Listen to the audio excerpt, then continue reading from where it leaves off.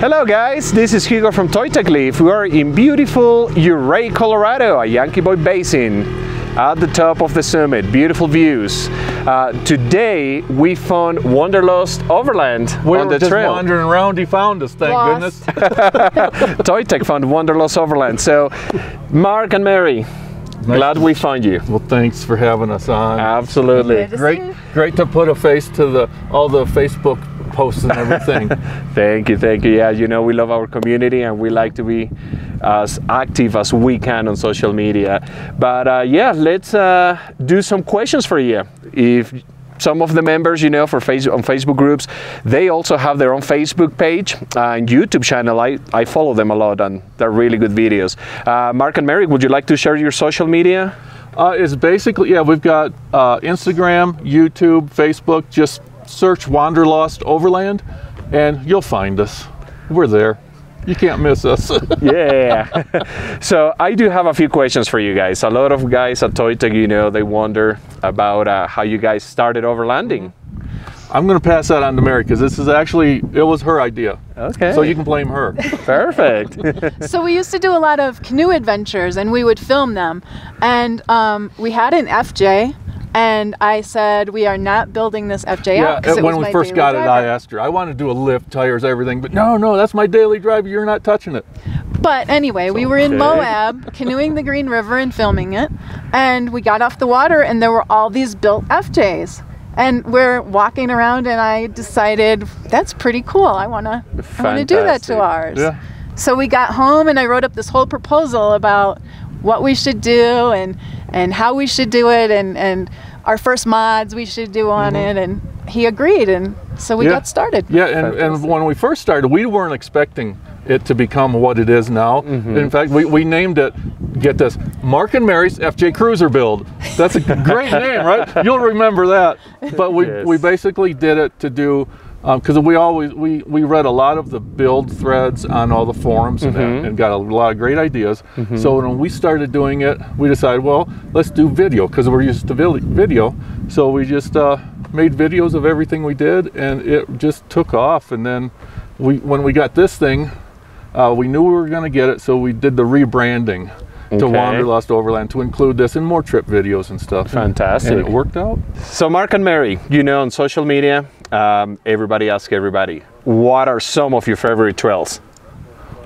Go for it. I love Colorado. I love Moab. I love little trails that up north at home in it's really hard to pick Wisconsin, because every trail has something unique about it that makes it special. I would say right here in Ouray, the trails around here are incredibly exceptional. Yes. But I do like trails that we don't rip things off of our vehicle or break windows. That's a plus. Right. That's a plus. Yeah. That gets expensive. Exactly. We still have to drive this equipment back home, correct? Exactly. That is right. And when we were paddling, we would get the same question, what's your favorite river to paddle? Right. And I would always tell them, and it translates to trails too, my favorite trail is any one that I haven't done yet. Because there's always that excitement and that expectation of that trail. And even if it's a sucky trail, it's great the first time you do it. That's right. You know what I'm saying? Oh, so that doesn't really answer your question really well, but same concept. One trail is on dirt and rocks, the other one is on water. Yeah, there you go. Exactly. Next question. When you guys go camping, who does the cooking, who does the cleaning? Mark does the cooking, since I do all the cooking at home, well, most of the cooking, and I do the dishes while we're out. I hate doing dishes. He does. I don't mind cooking, but I hate doing dishes. So it works out. I hear you. I know the feeling. It works out for us. And what's one of your favorite recipes to cook? We test out different recipes at home. Like last time we had this Asian slaw burger. That was good. Interesting. And so we tend to prepare stuff at home, especially if we're only going to be out for a week or two. We'll prepare things at home, and some things that that we'll keep in the fridge we'll even mix up at home. But yeah, that Asian slaw burger thing, that was great. Good. Another thing we do is we'll make little meatloafs. Yes. Just big enough to fit in our big pot. and we'll freeze it. We'll make it at home, freeze it, and then bring it out. And a couple days later, it'll be thawed out in the fridge.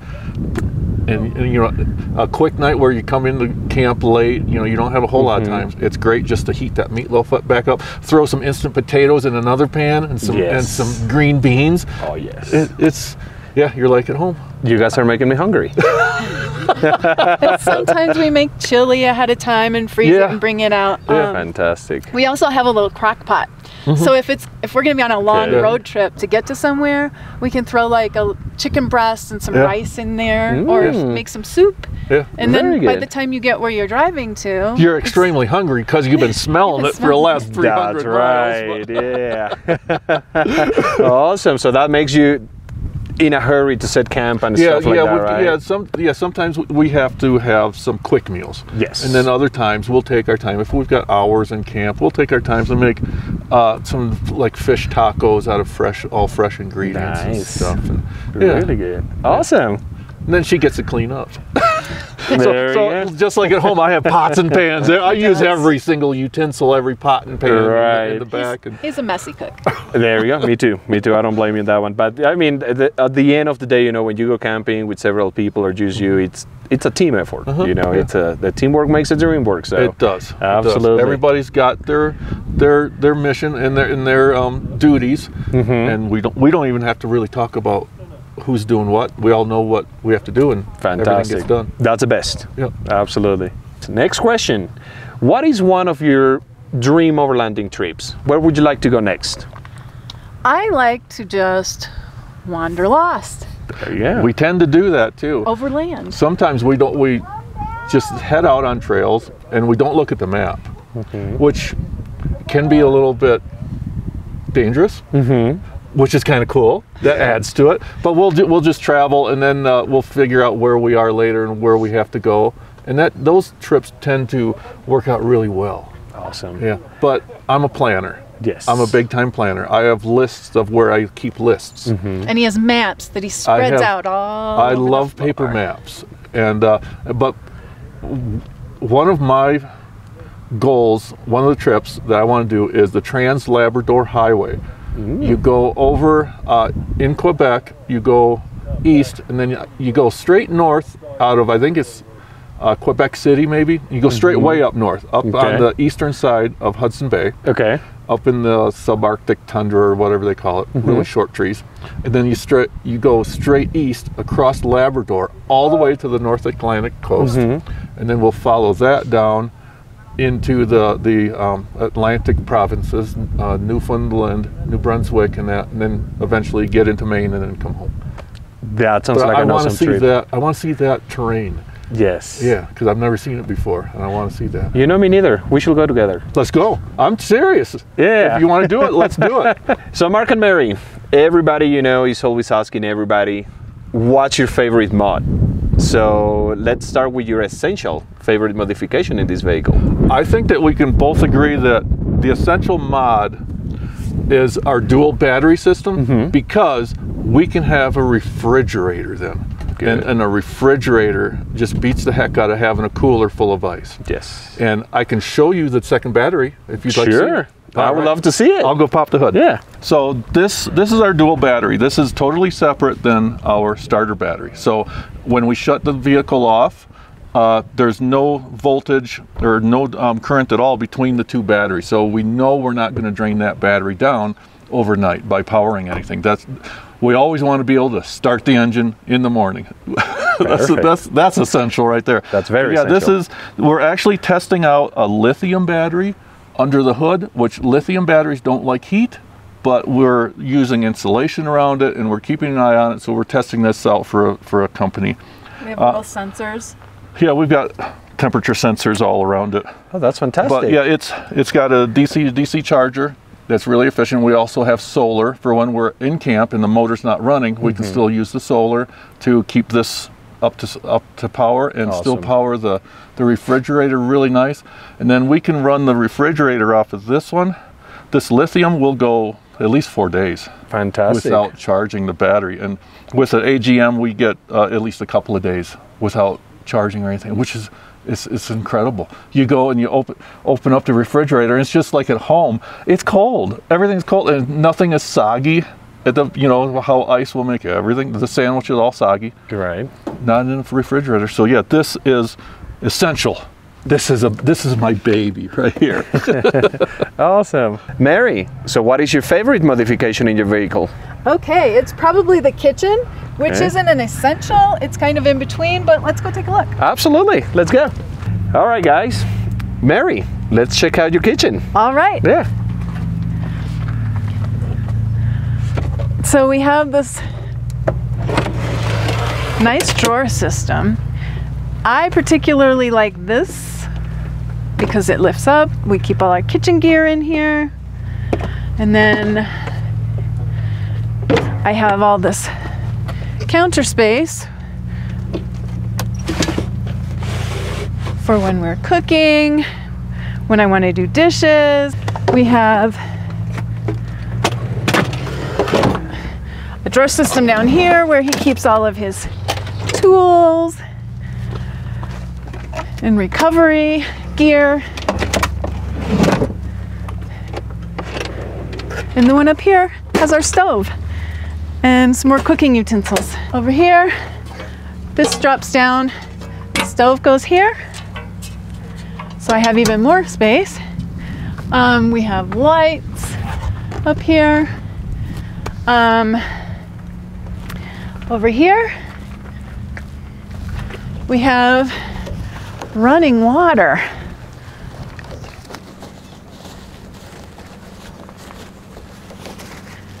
Actual running water with a pump. So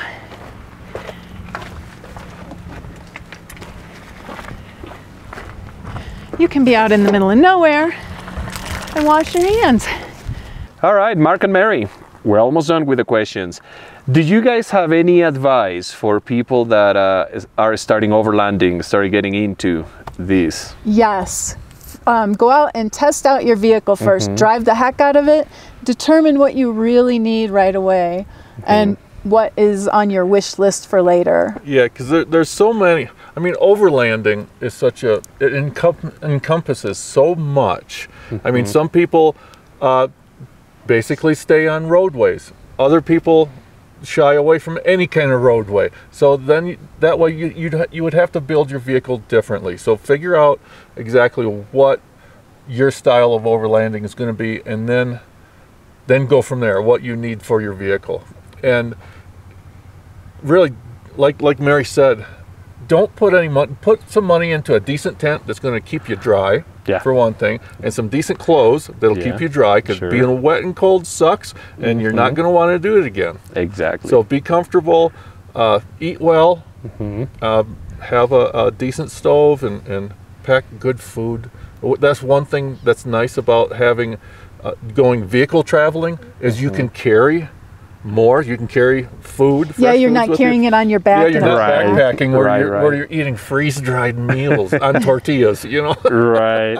We've done that, and I'm so glad we have Right. something that we can carry good food with. But Perfect. yeah, just start out. Just get out there. Don't pay too close attention to the pictures you see on Instagram of all these built rigs. And these are very well built rigs. After years of knowing what we want and what we need, this is what we come up with. But you really don't need all this stuff to start out with. Right. Start with a stock vehicle, like Mary says. Figure out where you're going to go and what you're going to need to protect your vehicle. Correct. And you know, I'm glad you mentioned that, because that's one of the things that I always talk to customers about.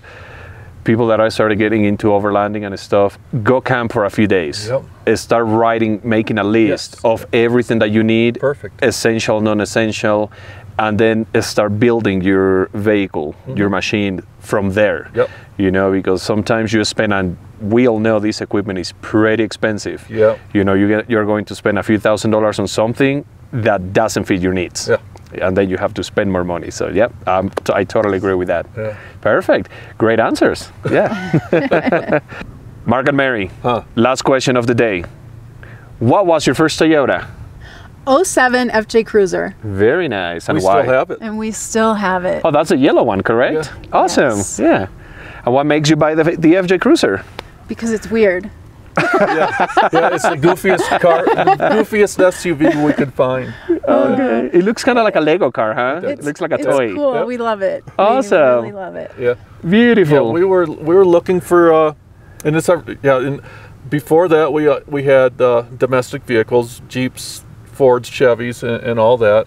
And we tried out the Toyota, and we went 50,000 miles on that thing. It was all stock for a long time. Okay. Went 50,000 miles, and we're wondering, there's nothing going wrong with this. And 100,000 miles. Wait a minute, something's wrong. There's nothing breaking on this Toyota because we're used to other makes. Right. And then we hit 200,000 miles, and this is stupid. Stuff has got to be wearing out. And then when we did, that's about around 200,000 miles was when we started building it, putting the lift on and everything. That's when she allowed us to do it because she didn't want me to touch it at first. And so I assumed that I would have to change out all the bushings and all the suspension components because everything's got to be worn out. Right. And we planned it, and we got all the parts, and we started tearing it apart, and nothing is worn out. Even our battery lasted. Even the battery lasted 8 years. Whoa. Yeah. Incredible. It was crazy. I know. So yeah, now we are just hooked on Toyota. That's our brand now because they're super reliable and excellent aftermarket support for them. Thank you. And yeah, we're Toyota. through and Awesome. That is fantastic. Well, guys, there you have it. Do you guys mind if we tag along with you guys to We get would out of love the that. through. trail? I'd love to. Awesome. Well, we're going to go hit the trails, guys. Wanderlost Overland, thank you so much. And It's our pleasure. guys, see you on the trails.